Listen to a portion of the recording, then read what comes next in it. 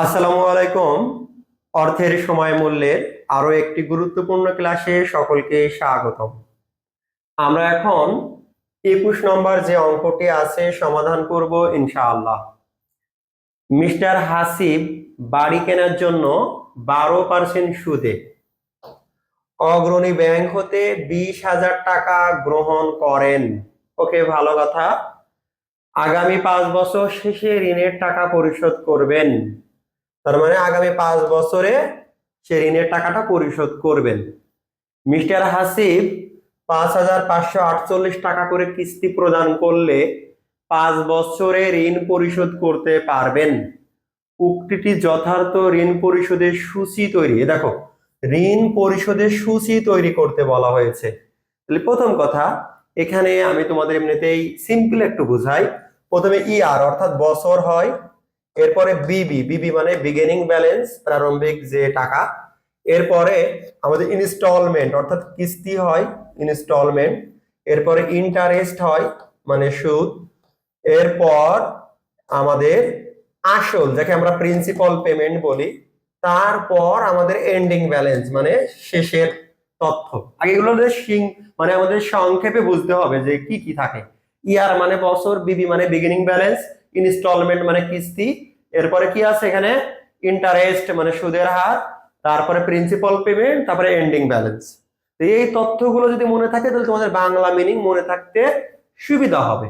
তো দেখো আমাদের মনে রাখতে হবে যে সুদের হার 12%, তারপরে মোট কিস্তি মানে মোট টাকা 20,000 আর কিস্তি 5,548।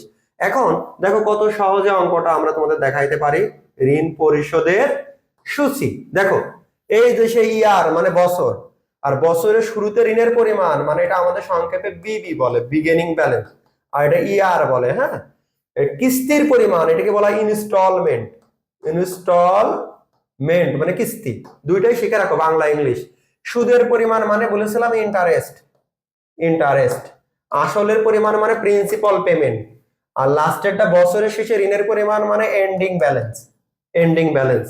তো যাই হোক, এটা খুব ভালো করে বুঝবা। আমাদের কিস্তি নেওয়া ছিল 20,000, প্রতি বছর কিস্তি দেওয়া লেগেছে 5,548। 5 বছরে দেখো একই তথ্য লিখেছি। এবার সুদের হার ছিল কত? 12%। দেখো এই 20,000 টাকার উপরে প্রথমে 12% করবা, করলে এই দেখো এই টাকাটা এসছে। মানে এই 20,000 টাকার উপরে 12% করলে 2,400 এসেছে। কিন্তু আমার তো মোট কিস্তি 5,548, এই মান থেকে যদি এই 2,400 টাকা বাদ দিই তাহলে আমাদের আসল চলে আসবে, আসল। অর্থাৎ এই মানটা বিয়োগের কাজ, এই মানটা বিয়োগের কাজ। হ্যাঁ, এই মানটা কিসের কাজ? বিয়োগের কাজ। আর এই বছরের শুরুর সাথে 12% করে যে মানটা হয়েছে সেইগুলাই আমাদের এই কাজ। আর এই কিস্তির পরিমাণ থেকে সুদের পরিমাণ বাদ দিলেই আসল পাওয়া যায়। এটা ভালো করে বুঝবা। এই যে আসল পাওয়া যাচ্ছে, এই বছরের এই শুরুর মান থেকে এই আসল বাদ দিলে, এটা যদি আমরা বাদ দিই তাহলে আবার এন্ডিং ব্যালেন্স পাবো। হ্যাঁ, তার মানে শুরুতে দেখো 20,000 আছে, আসল 3,000 বাদ দিয়ে যে টাকা থাকবে সেটা এন্ডিং ব্যালেন্স 16,800। এই টাকায় আবার পরবর্তী বছরের শুরুতে বসলো। আবার বিয়োগ করে লাস্টে যে 13,000 আছে দেখো এটাই আবার শুরুতে। আবার দেখো এই 9,000 শুরুতে। আবার দেখো এই 4,954 টাকা শুরুতে। তার মানে মেন কাজ কি? এই যে প্রথমে যে টাকা আছে এই টাকা লিখবা, লেখার পরে কিস্তির পরিমাণ প্রতি বছর সেম। এবার এই প্রথম এই টাকাগুলোর উপরেই দেখো 12% করা হয়েছে।